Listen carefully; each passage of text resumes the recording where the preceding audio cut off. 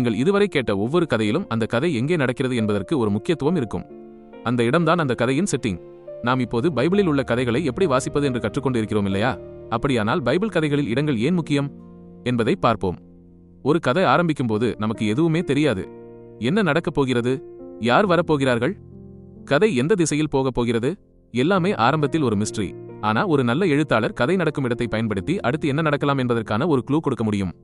உதாரணத்திற்கு, ஒரு கதை நீதிமன்றத்தில் ஆரம்பிக்கிறது என்று வைத்துக் கொள்ளுங்கள். உங்களுக்கு உடனே என்ன தோன்றும்? ஏதாவது கிரைம், நீதி, குற்றச்சாட்டு, வழக்கு, இப்படிப்பட்ட விஷயங்கள் நடக்கப் போகிறது என்று எதிர்பார்ப்பீர்கள். அதேபோல ஒரு கதை இருட்டான பழைய உடைந்து போன வீட்டில் ஆரம்பித்தால் ஏதோ ஸ்கேரி விஷயம் நடக்கப் போகுது என்று உடனே ஃபீல் வரும் இல்லையா? அதுதான் செட்டிங்கின் பவர். சில இடங்கள் நாம் ஏற்கனவே கேட்ட கதைகளின் நினைவுகளையும் இமோஷன்ஸையும் உடனே ஆக்டிவேட் பண்ணும். அதனால் ஒரு புத்திசாலியான எழுத்தாளர் அந்த இடத்தை வைத்து இப்போ ஏதோ நடக்கப் போகுது என்று நம்மை ப்ரிப்பேர் பண்ணுவார். ஆனா இன்னும் இன்ட்ரெஸ்டிங் என்ன தெரியுமா? சில நேரங்களில் எழுத்தாளர் நாம் எதிர்பார்ப்பதை தலைகீழாக மாற்றிவிடுவார். அதுதான் கதைக்கு இன்னும் மீனிங் கொடுக்கும். பைபிளிலும் இது நிறைய இடங்களில் நடக்கிறது. இதற்கு மிகச்சிறந்த எக்ஸாம்பிள் எகிப்து. பைபிளில் எகிப்து என்ற செட்டிங் வந்தாலே என்ன நினைவுக்கு வரும்? ஒரு பெரிய சாம்ராஜ்யம், பார்வோன், அடிமைத்தனம், பிளேக்குகள், விடுதலை.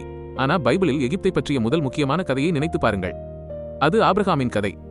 தேவன் ஆபிரகாமை ஒரு புதிய தேசத்திற்கு பயணம் செய்ய அழைக்கிறார். அவருக்கு ஒரு பெரிய குடும்பத்தை தருவேன் என்றும் வாக்குறுதி கொடுக்கிறார். ஆபிரகாம் பயணத்தை ஆரம்பிக்கிறார். ஆனா அந்த தேசத்திற்கு வந்ததும் என்ன நடக்கிறது? பஞ்சம். இப்போ ஆபிரகாம் என்ன செய்வார்? தேவனை நம்பி அந்த தேசத்திலேயே இருப்பாரா அல்லது உணவுக்காக வேறு இடத்திற்கு போவாரா? ஆபிரகாம் என்ன செய்தார்? எகிப்துக்கு போனார். அங்குதான் விஷயம் சீக்கிரமாக மோசமாகிறது. தன்னுடைய உயிரை காப்பாற்றிக் கொள்ள சாராள் தன்னுடைய மனைவி என்பதை ஆபிரகாம் மறுக்கிறார். பிறகு பார்வோன் அவளை தன்னுடைய மனைவியாக்க முயற்சிக்கிறான். அப்படியானால் எகிப்தை பற்றிய முதல் இம்ப்ரெஷன் என்ன? இந்த இடம் சரியில்லை போல. ஆனா அங்கேயும் தேவன் அவர்களை கைவிடவில்லை. தேவன் எகிப்தில் தலையிடுகிறார். பின்னர் பார்வோன் ஆபிரகாமையும் அவருடைய குடும்பத்தையும் அங்கிருந்து அனுப்புகிறான். அவர்கள் செல்வத்தோடு வெளியேறுகிறார்கள். இப்போ எகிப்து என்ற செட்டிங்கை பற்றி நாம் என்ன கற்றுக்கொள்கிறோம்? சில தவறான முடிவுகள் மக்களை எகிப்துக்கு கொண்டு செல்லலாம். ஆனா அங்கேயும் தேவன் தம்முடைய மக்களை மீட்டு வெளியே கொண்டு வர முடியும். இப்போ இந்த பேட்டர்ன் மனதில் வைத்துக் கொள்ளுங்கள். ஏன்னா அடுத்த பெரிய கதையிலும் இதே மாதிரி நடக்கிறது. ஆபிரகாமின் சந்ததியினரும் பல தவறான முடிவுகளை எடுக்கிறார்கள். மீண்டும் ஒரு பஞ்சம் வருகிறது. மீண்டும் அவர்கள் எங்கே போகிறார்கள்? எகிப்துக்கு. ஓஹோ, மறுபடியும் எகிப்தா? அப்படித்தான் நாம் நினைக்க வேண்டும். பல தலைமுறைகள் கடந்த பிறகு அந்த குடும்பம் எகிப்தில் அடிமைகளாகிறது. இப்போ அடுத்து என்ன நடக்கும் என்று நாம் எதிர்பார்க்கலாம். தேவன் தலையிடுவார். எகிப்தில் பேரழிவுகள் வரும். பிறகு தேவன் தம்முடைய மக்களை வெளியே கொண்டு வருவார். அப்படியே நடக்கிறது. இந்த முறை இஸ்ரவேல் மக்களுக்கு விடுதலை கிடைக்கிறது. பின்னர் அவர்கள் வாக்குத்தத்த தேசத்திற்கு திரும்புகிறார்கள். அதற்கு பிறகு தேவன் அவர்களிடம் ஒரு முக்கியமான விஷயத்தை சொல்கிறார். மீண்டும் எகிப்துக்கு திரும்பாதீர்கள். ஏன்னா எகிப்து இப்போது ஒரு மேப்பில் இருக்கும் நாடு மட்டும் இல்லை. அது ட்ரபிளை நினைவுபடுத்தும் இடம், அடக்குமுறையை நினைவுபடுத்தும் இடம், அடிமைத்தனத்தை நினைவுபடுத்தும் இடம்.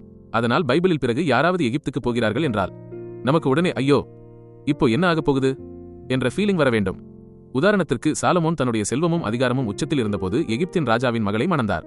அதோடு எகிப்திலிருந்து குதிரைகளையும் இறக்குமதி செய்ய ஆரம்பித்தார். ஆனா சில தலைமுறைகளுக்கு பிறகு என்ன நடக்கிறது?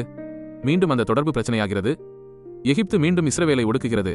அப்படியானால் பைபிளில் ஒரு செட்டிங் என்பது வெறும் பேக்ரவுண்ட் கிடையாது. அது முந்தைய கதைகளின் நினைவுகளை எடுத்துக்கொண்டு வரும். அது அடுத்து என்ன நடக்கலாம் என்ற எக்ஸ்பெக்டேஷனை உருவாக்கும். இது ஒரு பிரில்லியன்ட் லிட்டரரி டெக்னிக். ஆனா பைபிள் எழுத்தாளர்கள் இதை இன்னும் கிரியேட்டிவாக பயன்படுத்துகிறார்கள். நாம் எதிர்பார்ப்பதை சில நேரங்களில் முற்றிலும் மாற்றிவிடுகிறார்கள்.